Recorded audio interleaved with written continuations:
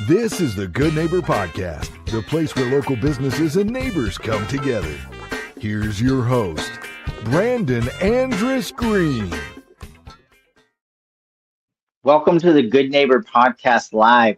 Most people know they should have a plan for what happens when life changes. The hard part is actually sitting down and making one. Today, I'm talking with Laurel Carbone from Tallgrass Estate Planning about making estate planning a little less intimidating and a lot more practical. Laurel, welcome. How's it going? Hi, it's going great. Thank you so much for having me on. I appreciate it. You're so welcome. I'm excited to learn all about you and Tallgrass Estate Planning. So how'd you get involved in estate planning in the first place? Well, so I went to law school because I wanted to help people. And so originally what I did right out of law school was civil litigation. So that means when two people are fighting, and that's what I did. And I found that that's maybe not a great fit for my personality.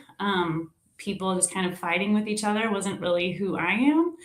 And so at the time, my business partner that I started Tallgrass with, he had been doing estate planning for a boutique firm.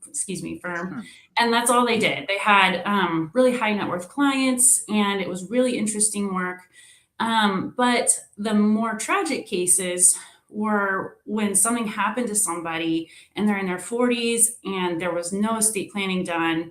And now they had to not only deal with this crisis, but also try to figure out who's an attorney that does this work and try to absorb these legal things. And it was really hard. And it was sad to see. There were challenging family dynamics that would be brought into it. So we kind of brainstormed together and said, okay, so how could we figure out why aren't people getting it done? How could we help people have the information? What are some of the barriers? And so that's why we started Tallgrass. We started it as a home-based practice so that you don't have to pay for parking and go downtown. You're not having that kind of intimidation of the 30th floor. And then, my dog may come along and you can pet my dog. And so then we can have this conversation about what your family dynamics are and really what are we hoping to accomplish, so that if and when something happens in your life, there are already documents that are there and just ready to help. And what do people misunderstand when they hear the words estate planning? Oh, so cute. What's the kitty's name? So Lord Archibald Roarington Fauntleroy is what the kids like to call him, but most people call him Archie. He's a very sweet boy. Archie's legit. He's a chunk. Yeah, very fluffy. So what do people misunderstand most when they hear the words estate planning? Yeah, so there's a few things actually. So sometimes people think that estate planning is the same as financial advising, and they're not. Those are different things. I always say that financial advisors help you build the assets, and then I help you kind of shape where those assets are going. And then the other thing that I hear a lot, there's two more things. One thing is that you have to have a certain amount of money before you should do estate planning. And that's really not true, right? If you have assets, you probably have intentions for how those assets are going to take care of you or your people. And so if that's true for you, you should do some type of estate planning. It's not really about a dollar amount. The other thing that I hear is everybody watches mysteries on TV, and in the British mysteries that I watch, they read the will and somehow that solves everything. And in the state of Oklahoma, that's really not true. In the state of Oklahoma, usually a will is going to have to go through a court process called probate. And it just takes time and is expensive, and it's not necessary. If you do appropriate planning, you do not have to have your assets go through probate. And for someone that's financially challenged, do they have to pay up front for estate planning, or does that come out of the estate? So if you are doing estate planning, it should fit your situation. So somebody who has fewer assets, what their needs are going to be maybe smaller. And so they maybe need like a power of attorney, an advance directive. They need to do beneficiary designations. So you are paying for the creation of your documents. Sometimes, you may have more intention around, I want my assets to take care of, my children or my grandchildren in this specific way. And so then you might be doing trust planning. But so you are paying for the documents. When you're thinking about probate and a probate estate, it is actually the probate estate that would be taking care of the attorney fees associated with that. Nice. And so what problems tend to show up when a family waits until there's already, let's say, like a health crisis, death, incapacity before being able to make those decisions? So you need those documents at times where things are already kind of tense usually. So like a healthcare power of attorney or an advance directive. When somebody's passed away, that's when you start needing those estate planning documents.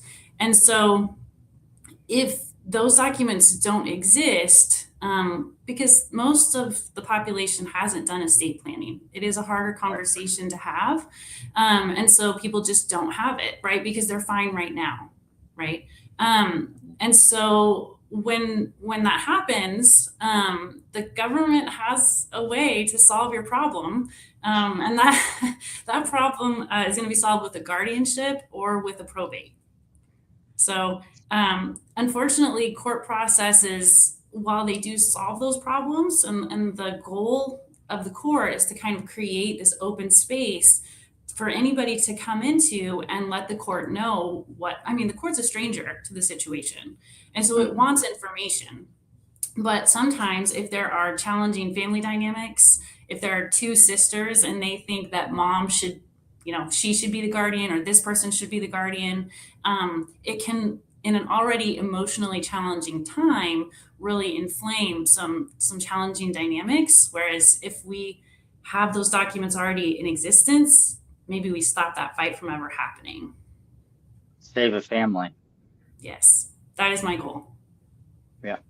So let's say for business owners, what should they be thinking about now if their business really depends heavily on them personally?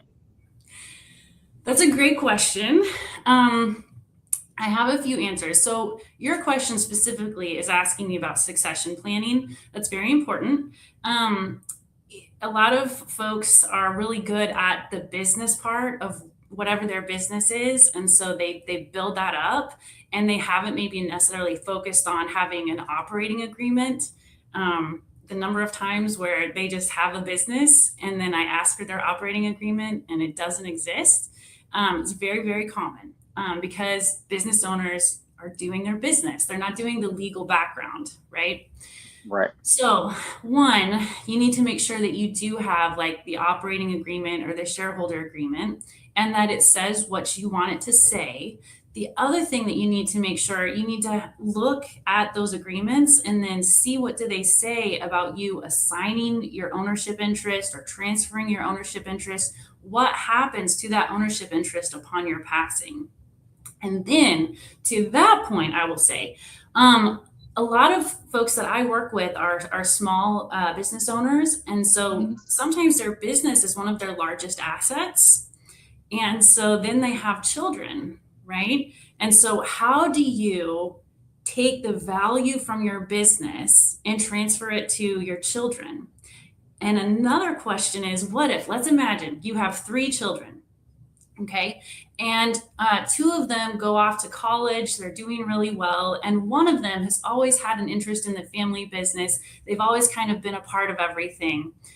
If all your documents say is that your assets should distribute equally to your 3 children, and then the business is really being managed by one of the children, you've created a situation where your one child is going to have an interest in keeping assets in the business so that they can recapitalize, so that they can put a new roof on that rental house.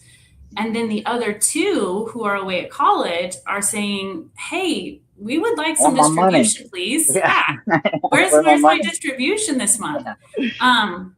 So a lot of times what I would suggest in that situation, sometimes there's enough liquid assets that the value of the business can be balanced out and the other two can receive things like IRAs or 401ks or something like that. But sometimes what you need to do is you need to create liquidity. And so the business can purchase something like key man insurance policies. And so then upon the passing of the founder, then now there are enough liquid assets within the business to buy out the other two. I love it. I love that you're passionate about it. What's one thing you really want our listeners to remember? Oh, well, I think the most important thing is that everyone needs to do some type of estate planning. Like what your estate planning looks like might be very different than somebody else, but you should have documents in place. You can have documents, I mean, just a simple financial power of attorney and an advance directive. Those are foundational documents that everybody should have, because the reality is that something probably is going to happen in your life at some point, and you don't want to put your family in a situation where they're having to go get guardianship over you. So you can write your documents however you want. You could have your power of attorney say, I signed it today, but it doesn't share my authority today. It shares my authority upon my incapacity. Or you can have it, I have mine have two triggers. So it's either upon incapacity, or there's a page at the back that they can sign in front of a notary, and now it turns it on, right? So that way you can control, like, because you sign a power of attorney, say when you're like 65, and you name your adult children in there, first this one, then that one. It's always important to have a backup. Succession is important. So then when you are 85 and you just kind of notice, I'm actually already relying on my daughter to kind of help me pay my bills. I still have capacity, but it'd be easier for her if I went ahead and I signed that thing at the back and turned it on and shared your authority. So your documents can work exactly like you want them to. It's important that you know what you want and that you know that customization is possible. And to even just be thinking about it is key. Yes. Well, I so appreciate it. What's the best way for our listeners to reach out, hire you? Maybe you go about doing some estate planning with you. Yeah. So our main line is 918-770-8940. And we also have our website, tallgrassestateplanning.com. Either of those ways are great. Well, I appreciate you being on here, and I wish you and Tallgrass Estate Planning the best moving forward. Thank you. I appreciate it. Thank you for listening to the Good Neighbor Podcast. To nominate your favorite local businesses to be featured on the show, go to gnptulsa.com. That's gnptulsa.com. Or call 918-301-6356.